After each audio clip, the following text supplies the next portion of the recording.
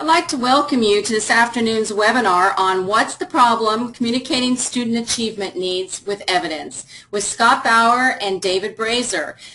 Scott and David are two professors with George Mason University. We are very happy and pleased to have them join us again, for this is the second part of a series of webinars that they are giving on school improvement. In this session, they will be concentrating on communicating student achievement needs. So, Scott, I will turn the session over to you. Good afternoon. As Honor said, in our previous session, we discussed the importance of finding root causes of problems before searching for solutions.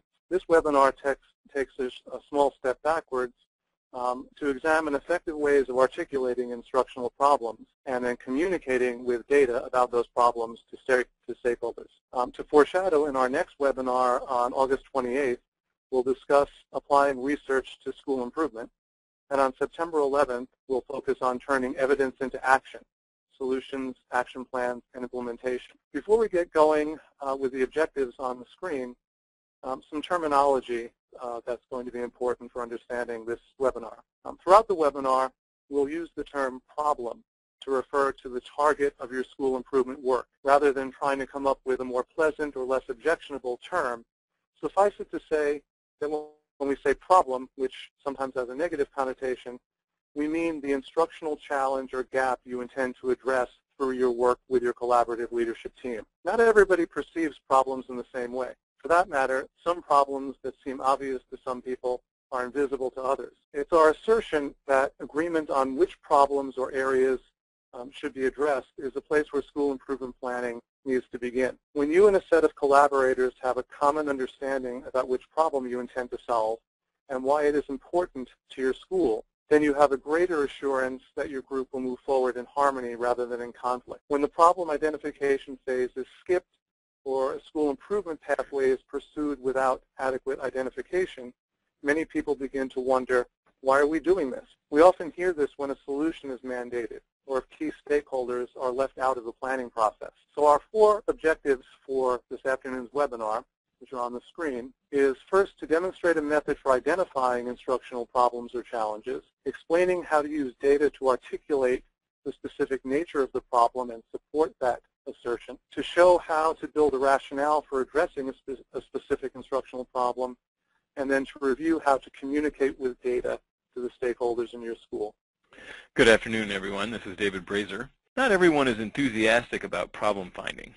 Explaining that there are ways in which your school is not perfect will undoubtedly make some people feel attacked. When you say, we can improve instruction in reading, someone will likely hear, you're doing a bad job teaching reading. Using your house as an analogy may help to explain how to communicate improvement needs in a positive manner. If you've been living in your house for a while, chances are you like it and you feel protective of it. Maybe you've had many happy years raising your children in your house.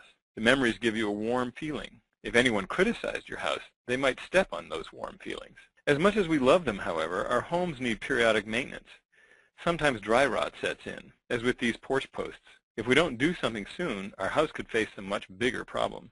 Similarly, your school may be working very well for most of the students, but in every school, there are some students who are struggling, as well as some who are succeeding, but perhaps not learning up to their potential. Sometimes the school itself has changed very little, but the population that attends it has changed a great deal. Also, standards change. What represented an adequate or effective level of performance yesterday may not be sufficient today. These circumstances also require attention. Not everyone wants to hear, we have evidence of a problem, but many people will understand that, like a house we feel fondly toward, our school needs maintenance, adjustments, and adaptations from time to time. Schools have been encouraged for many years to formulate some combination of vision, mission, and goals. The rationale for doing so is that it helps to keep teachers and students focused on what is important. There is, in fact, a very solid basis for focusing on aspirations. Research on school leadership suggests that enlisting members of your school community in the process of envisioning a preferred future contributes significantly to school effectiveness. But in the busyness of the school day, the week, the year, the meaning, if not the words, of such statements is often lost. By looking at aspirations first, the problem identification process helps to bring the school community face to face with what they claim to want to deliver. The points listed under the first bullet on the slide are aspirations that are common to many vision, mission, or goal statements. They are broadly stated, though, so educators strive to operationalize them in terms that can be quantified, such as all students will read on grade level by the end of 3rd grade. In addition to looking at our aspirations, asking the question, how are our students performing, has become much more common with the advent of common standards and greater access to standardized test data and other sources of student achievement evidence. The No Child Left Behind Act requires schools and districts to ask how students are performing, not just generally, but with respect to identifiable student groups. Looking at the data alone does not necessarily provide a sufficient call to action, however. Examining data in comparison to what we as educators have publicly stated we aspire to achieve with our students begins to carry some weight. In other words, data alone may be hard to decipher. Data in relation to our goals and aspirations, or to specifically define standards of performance, provides us a great deal of useful information about where we might best focus our school improvement efforts.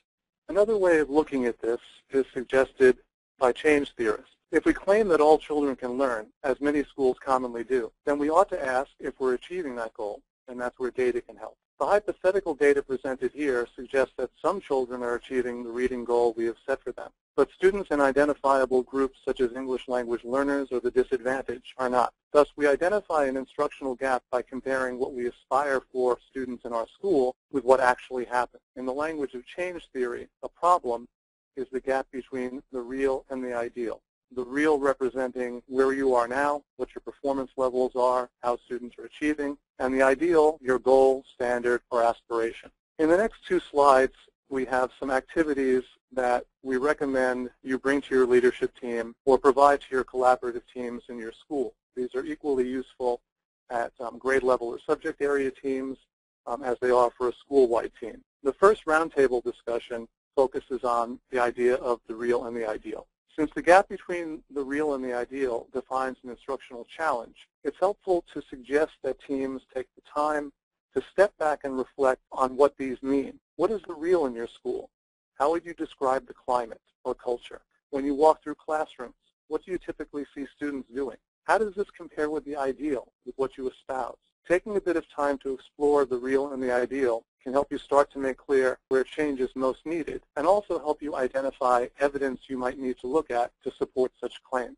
A second activity that we recommend for teams, again, either at the grade level or subject area or a school-wide improvement team, is featured on this slide. It's particularly useful at the beginning of a year or beginning of a planning cycle. Your school improvement planning doesn't happen in a vacuum. Also, it's a continuous process, not a series of discrete or one-time events. Too often, we feel time-pressured, rushed to get to the actions, to the purposes that will ultimately serve. But organizational learning is very much dependent on recognizing the value of and taking the time to step back and discuss your experiences. So reflect on your past school improvement efforts. Last year, what was your focus? What goals were the most trying to reach? How did you approach your goals? What actions did you implement and why? What actually happened and why? Taking the time to complete these sentence stems can help you and your team clarify your experiences and again, may begin to generate areas for continued attention or help you focus on evidence you most need to identify your problem areas. Speaking of evidence, we use the term evidence as a broad construct. With the term data, we commonly rely on as indicators of student learning as a subset of all of the possible evidence you can use to guide your school improvement work. If you take just a minute, consider all of the evidence that's available to you to help you understand how well your school is meeting its objectives. What are the kinds of things that you'd write down? Just take 10 seconds and write down sources of evidence in your school. On this slide, we've written down 4 sources of evidence that David and I are betting you would have written down. Some of the most common sources of data include standardized summative test scores, formative and summative benchmark testing data, common assessments within subjects or grade levels, and teacher-made tests. All of these are intended to provide you with knowledge about how well students are learning. All of them provide a sense of students' accomplishments at a specific point in time for specific student achievement areas or content areas. There are many other sources of evidence. We often credential the hard testing data above these, but we recommend that you think about evidence broadly. Other kinds of evidence may include school climate or survey data, feedback from parents, attendance and discipline figures, dropout rates, and so on. Of particular note on this slide is evidence that relates to teacher craft knowledge. This is an incredibly valuable source of evidence, but often not credentialed alongside hard student achievement data. As you think about other sources of evidence, note the value of examining both quantitative evidence, the numbers, and qualitative evidence, people's thoughts, feelings, anecdotal evidence that you can then connect to the hard evidence.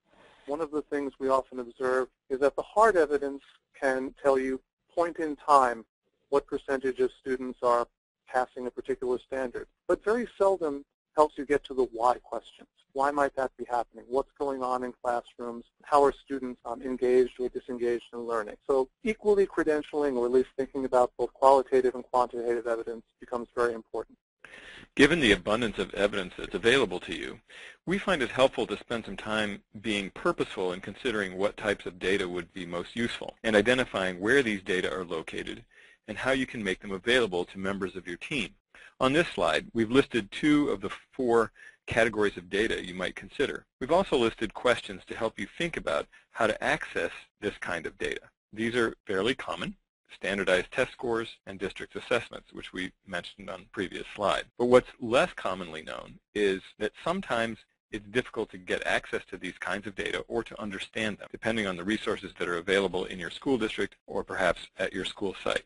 2 additional sources of data include teacher-made tests. We find that when we teach school improvement processes with our students, these are often skipped, but the teacher-made tests give a great deal of information about how school students are progressing. The problems in the second column come in when sometimes teachers don't want to share results of those tests for reasons of being self-conscious or concerned about how they'll be viewed. The last one of the 4 is the demographic and affective data, which was mentioned earlier. We know that there are students in identifiable groups within the school who perceive school differently. Some are more comfortable in school, some are less comfortable in school, and how they feel about school can certainly impact how they're achieving. The point that we're coming to is that by using multiple sources of evidence, you're able to engage in the process of triangulation, a term with which you may not be completely familiar. Triangulation is the fancy social science term for having multiple sources of data to help confirm your suspicions. We think of problem finding within the broader action research process that is school improvement. Building on the vocabulary of action research, your leadership goal is to identify a focus for your efforts that is both important and convincing. You have a high degree of confidence that working on this problem will be worth the effort and will yield important outcomes. Triangulation involves drawing conclusions from multiple sources. This includes looking at different types of data and also looking at data over time. That is, examining trends is an important part of confidence building. We don't talk about this very much, but statisticians will tell you that the basis of statistics is the fact that in the real world, variability happens. A lot of this variability is causal. That is, it happens for particular reasons. But a lot of variability, or error in the statistical world, is natural and uncontrollable. So how do you know if the 2 or 3 point change in percentage passing this year is because of natural variability or something you can influence? Ultimately, you build trustworthiness in your assertions about the problem that you want to address based on triangulation. Looking at trends and more than one source of information helps to build confidence in your beliefs about the nature of the problem that you've identified. Here are a few other ways to think about this. As we've noted, looking for trends over time helps you understand various problems. It also helps you consider ways you have tried to address the problem in the past and how you've thought about its causes. Examining multiple sources of evidence can help you identify blind spots as well. The questions posed on this slide tend to challenge the status quo. This is a natural outcome from meaningful action research, and you should think about unintended consequences that may result from your challenging of the status quo. Another point we'd like to make is that your school improvement work is bolstered by narrowing your focus, often by selecting a target population to focus your efforts. In the parlance of achievement gaps, this may mean identifying which students are more challenged than others, in what areas, and by how much. Now, as a preview of coming attractions, we have later slides that demonstrate how to look at this graphically. But being focused, even if a problem is broad-based, may help you in the short run by allowing you to learn more about a problem and create a manageable pilot project that allows you to field test an approach and build small successes before taking an effort school-wide. We have a question on, the comment is, we have a lot of data but little information. We are working on collecting more useful formative assessments like common assessments. Can you kind of speak about that in terms of data collection?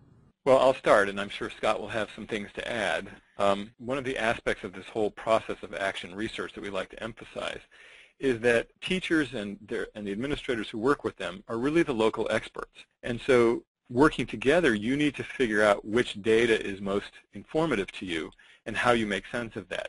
It's true, we are awash in data, but getting useful information from it can be the biggest challenge. This is why, I'll speak for myself, I like to start from the perspective of teacher craft knowledge. If you take the problem that we've mentioned in an earlier slide, reading at the third grade level, third grade teachers and first and second grade teachers who work with now or who have worked with these students day in and day out know a great deal about their reading struggles. They don't need, at least at first necessarily, to consult standardized testing. So they can begin to identify those problems and through a process of triangulation, perhaps with standardized test scores, either confirm or disconfirm their beliefs. Scott, are there things you'd like to add? I think the fact that the terms formative and summative are coming up is a healthy signal. Formative data invariably generates learning in schools because you move from data to knowledge through conversation, through dialogue, through asking the challenging questions like, why are students achieving at the level they're achieving? What are we doing in this class or in that class to help students achieve? The formative data, among other things, has the value of engendering this conversation, and in order to gain that data, there's often a very critical conversation that groups of teachers have beforehand, which has to do with what do we really want to see happening in our classes, and what's the nature of learning we'd like to see going on, what we'd like to see students doing. And those kinds of questions which lead to the formative dialogue are the kinds of building blocks that triangulation becomes critical for. We've put together a short significance checklist. That is, how do we know that the problem that we're working on is really one that's important to the school? Here is a set of questions that you might ask to determine whether or not you've latched onto a significant problem. Is the target population making progress? Progress would be a first general category for determining whether or not this problem is important. Second, how are similar schools performing with respect to this target population? Our shorthand for that is the word perspective. How do we look in perspective? How do we look compared to schools that are similar to us, or even schools whose performance we aspire to? And the third category is proficiency. How does the target population compare to state and or national expectations? How do we compare to standards? So if we look at the problem through the lenses of progress, perspective, and proficiency, we get a clearer sense of whether or not this is a problem worth addressing. Here's a graphic organizer that you might find helpful to pull together the thoughts of your team in a process similar to what we were talking about in response to the question that we had. This tool can be used by a school-level improvement team or a grade-level or subject area collaborative team. Notice how the graphic organizer incorporates the perspectives of multiple stakeholders to help determine a school improvement focus. I think you can tell by this point in the presentation that our emphasis is very much on collaboration and on getting the biggest benefit from multiple perspectives. Okay, before we move on, a couple of points to consider about identifying problems, and then we're going to move on to talk about communicating with data. First, in your problem identification, something David alluded to already, avoid being too vague or too broad. We like to tell our students that it's very hard to solve world hunger. It's much more reasonable to think about feeding a group of families. In much the same way as David suggested, you might identify a problem in terms of a particular focus group or a particular content area. Being a little bit less vague, a little bit more specific will help you focus your activity. The second bullet is probably the most critical on this page and the hardest for us to communicate about. Avoid stating a challenge or a problem as a solution. In our previous webinar, we discussed the temptation we all have to jump to solutions. For instance, the problem is that we need a positive behavior support system in our school. This is a solution, an action that might address the causes of student behavior issues. Every best practice is actually an answer. It's an action. It's vital first to be sure about what the problem is, and then as we talked about in our previous webinar, what the likely causes of the problem might be. A key here is any statement that starts with the term lack of is a solution. The solution is to provide whatever you lack. So lack of this or lack of that, you really have only one course of action at that point, and that's to provide what you've identified. The question really is, what's the problem underneath that? So any lack of, we lack technology, we lack time to do our work effectively. What's causing that and what's the underlying problem. Third bullet, I just alluded to, the next step after problem identification is developing a deep understanding of the causes. Even if you've identified a problem very clearly, we're tempted to then jump to a solution. You know what we ought to do? We ought to do blank. We have our ready-made list of best practices. Just pick from the list. Our position is that once you've stated a problem clearly, the next question is, why is that problem occurring in our school at this point in time? Understanding the causes deeply will help you better pinpoint the solution, which will ultimately help you work smarter. Okay, we're on to communicating with data. Start by making sure that your main idea, in this case, the improvement target area or the problem, is very clearly stated to stakeholders, as is the significance of the problem, why it's important to your school to address this area now. Share information as needed about context. Some stakeholders, parents, members of the community, for example, may not appreciate, for example, that 28% of your students are English language learners, or that this proportion of the student body has increased dramatically over the last 3 to 5 years. Use data to support your decisions. Be selective and use evidence to be persuasive. Contextual information often involves data about characteristics of the student body or may include data about school context, characteristics of your staff, or changes in state or district standards. In the example on the screen, a pie chart is used to show the proportion of the student body by ethnicity or race. So in a glance, we can see that the majority of our student population is white and that about 20%, a little less than 20% of the population is non-white, and of those groups, the largest population is Hispanic. To deconstruct the picture you just looked at for a moment, a couple of lessons about portraying data. First, the title is very important. The title summarizes what is shown on the graph. The legend on the right side of the graphic provides information that helps define what's in the graphic. You can use colors or patterns to depict that. I should note that all of the graphs we're using in this PowerPoint were prepared in one of the Microsoft Office suite programs. Excel, Word, or PowerPoint all have the capacity to create these graphics, manipulate them, and edit them. Also, a graphic made in one of these programs is transferable to others. For all of our slides today, we dragged and dropped the slides from Word to PowerPoint. David talked a little bit about triangulation, and as a reminder and to reiterate, use data to demonstrate that you've triangulated, you've identified different sources of information to build trustworthiness, confidence that your conclusions are worthwhile and worth pursuing. A couple of ways to triangulate: look at patterns over time. Use varied types of information: achievement tests, teacher-made tests, teacher feedback. Feature both the real and the ideal where possible. On our next slide, I have an example of that. In this graphic, we're showing a bar chart that displays the percentage of students passing a state mathematics assessment at a given middle school. If you'll notice, the dotted lines represent what we aspire to. The state benchmarks are clearly identified for 2 school years. This helps us, in a glance, identify gaps between the real and the ideal.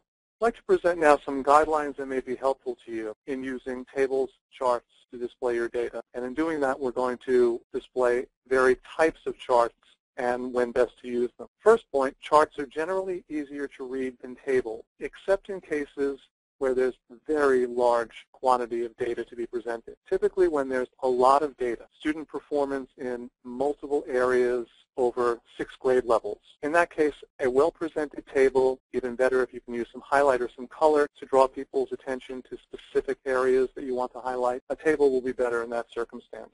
The example on the screen displays the identical data in a table and in a chart. It's hard to see the difference column in the table that includes both positive and negative differences. Glancing at the graphic, however, makes this very, very clear. Space permitting, you might want to include both a graphic and a table. Most programs, for example, those we used in this presentation, will allow you to automatically present the data table below the chart without having to reformat or re-enter your information. So again, space permitting, you may want to include both for those folks who are more comfortable reading through the numbers as compared to looking at the picture. Pie charts, as mentioned already, are best when trying to show how a whole is divided into subgroups.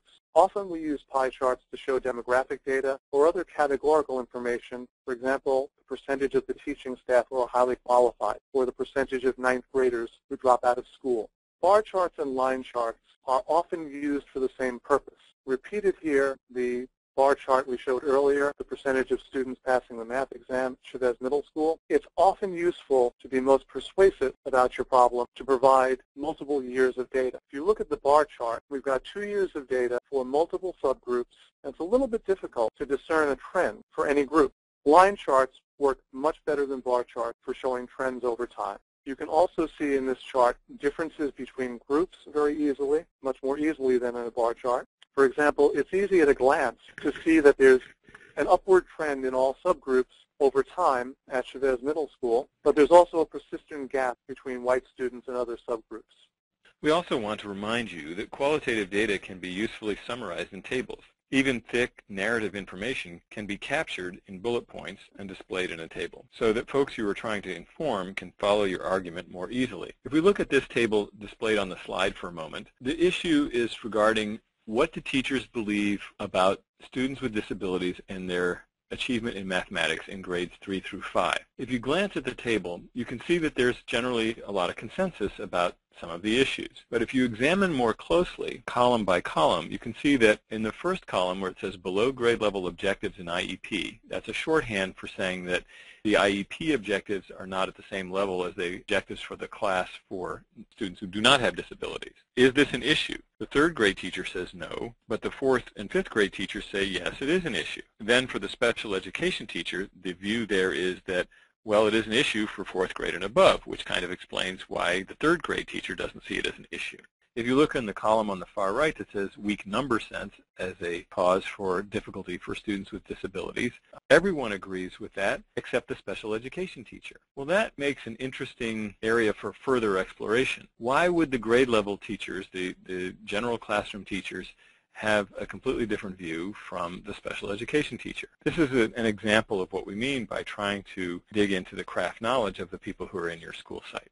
So to summarize, we want to emphasize that you want to make your case regarding the problem that you wish to address by looking at evidence, not data alone. We're not talking exclusively about testing data, though testing data may be helpful. Evidence is much broader.